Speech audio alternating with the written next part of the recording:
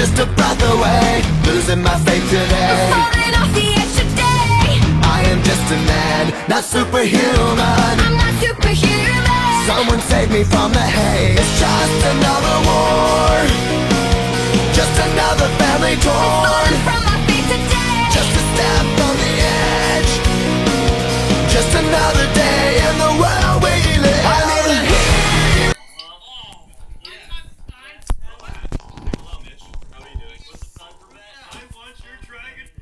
This would result in the creation of Team Crafted, a YouTuber collective that had many of the top performing Minecraft YouTubers of their time being members. However, due to multiple controversies and several YouTubers in the collective falling out, Team Crafted would soon be shelved, with many of the people in it going their own separate ways and creating content for their respective channels. I actually made a video about all of it that you can check out, linked below. After the failure of Team Crafted, Skydoes Minecraft, also known as Adam, decided to branch off on his own and create a new organization that would hopefully emulate the success of Team Crafted. This new venture was known as Sky Media, and included a roster of YouTubers he himself had recruited. One of these was a man by the name of Starlet Zhao. He had been a friend of Sky's all the way back in the 3rd grade, and was soon convinced to create a YouTube channel and become a part of Adam's new business venture. After shouting him out and doing a few collaborations with him, Sky had set Jinbob up for success, and it seemed that YouTube had found a new creator in the gaming space. Imagine my surprise to find out that my old friend from elementary school was now like a big YouTuber with over 10 million subscribers. So it was certainly a shock to me. But anyway, we started talking. After a few weeks, months of hanging out, I mentioned, hey, I was interested in doing YouTube. I was interested in doing, anything media. I've always wanted to be an entertainer. And he said, yeah, I think we can start doing some stuff together. It'd be really fun if we played games together and did YouTube together. Because, we've always been pretty good friends. While obviously he was nowhere near the popularity of Sky, Jinbob still had a respectable following of people. And as he grew, he began to branch out into other games and gain even more success. He wasn't half bad at what he was doing. Unfortunately, as many would soon discover, his family-friendly demeanor was all just for show, as he would soon become one of the most hated members of the YouTube gaming community. As Jinbob rose in popularity, he began to accumulate an audience of young and impressionable fans, most of whom were preteens and teenagers. Jinbob would begin to interact with these fans and would grow to like one teenage girl a little too much. I have a really childish sense of fun, so I like to go to arcades and board game shops, and all my friends have the same interests as I do.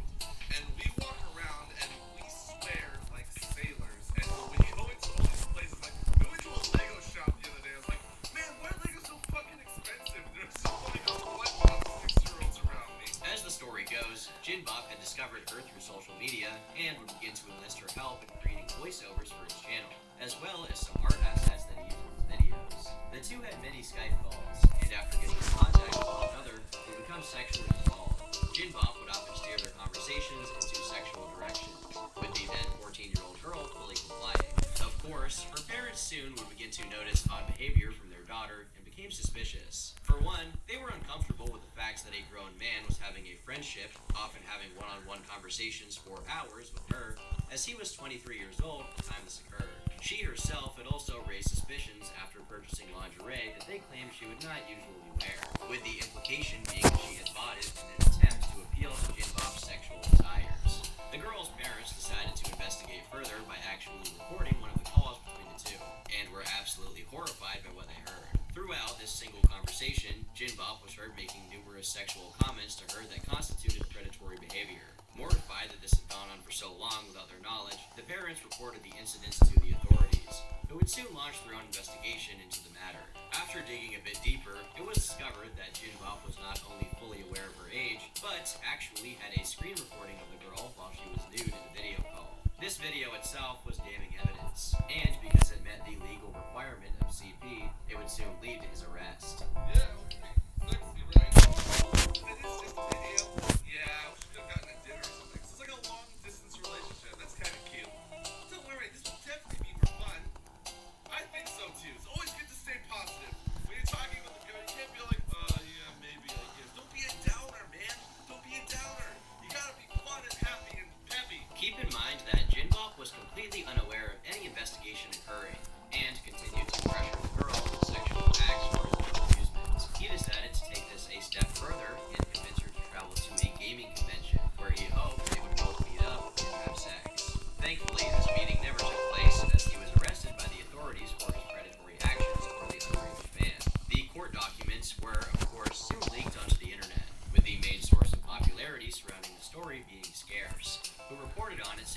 occurred. He's been detained, and he actually has been in court as well, okay? And he has been in court for some pretty big things, okay? These are very serious, and I'm just going to read out here. It says here, the court found probable cause to believe that the defendant committed the crimes of receipt of child production of child pornography, online enticement of a minor, and travel with intent to engage in illicit sexual activity. Once the story broke, its accuracy would be confirmed after gaming news website Kotaku reached out to the Eastern Michigan District Attorney's Office. This extremely public exposure, of course, led to Jin Bop's complete outing from the widespread YouTube community, as he lost all of his connections, influence, and popularity as quickly as he had received it. Sky Does Minecraft understandably did everything in his power to distance himself from Jin Bop, in a clear attempt to save Sky Media's reputation and hopefully protect themselves from the embarrassment. Jin Bop was eventually convicted for his crimes and was ordered to serve a prison sentence that would last until 2023. However, by looking at his profile on the Federal Bureau of Prisons, he was released on June 2nd, 2022.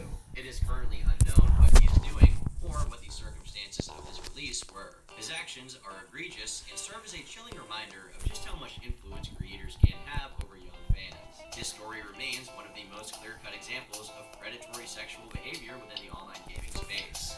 However, Jin Bop himself has been forgotten by the larger YouTube community as he slowly fades into more and more irrelevancy every day. Given the prominence of the allegations, it's unlikely he will ever return to the internet in any form. The only solace to be taken is in the hope that he never does anything ever again.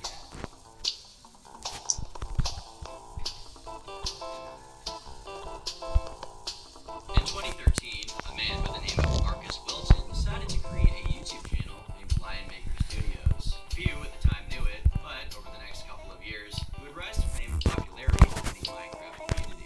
His content was not only family-friendly, but extremely popular, and he would soon collaborate with his peers, such as the aforementioned Stampy Longhead. While his content itself was relatively generic and almost disgustingly non-controversial, it fit well within the already established Minecraft YouTube genre. So we're gonna play this awesome map with our friends, Mr. Phoenix himself, Melba Loves You, Cage the Panda, Minigod951, Inferno Cookie, and Mr. IPX Toy Cat, aka Toy Toy. Now let's get in line. This is a beautiful hide and seek. Let's go find out what it is. Who's gonna become the seeker? Who's it gonna be? Receiving hundreds of thousands of loyal, young fans who saw him as a wholesome and entertaining figure in the online community. But, as with many others, despite the squeaky clean image he had created for himself, Lion Maker was a much different person in private. For one, he was very emotionally unstable, to the point that he was often dumping his own emotional baggage onto young fans he came into contact with on Skype. This was, of course, indicative of deeper issues, but it would not become apparent until it was too late. In September of 2015, Keemstar was approached by the mother of a young girl, claiming that Lion Maker had asked her for lewd images over Twitter. Keemstar would subsequently interview her and upload it onto YouTube. Panicking, Lion Maker denied these allegations, stating that he had been hacked and did not ask the underage girl for nudes. But it was too late. Commentary channels began to take notice of the story, and the controversy would only continue to grow. Soon after these allegations came to light, two more victims stepped forward to share their experiences with Lion Maker. Both of these newly discovered victims were underage teenage boys, with one even claiming that Lion Maker had made an offer of $500 for nude photographs of him. This was what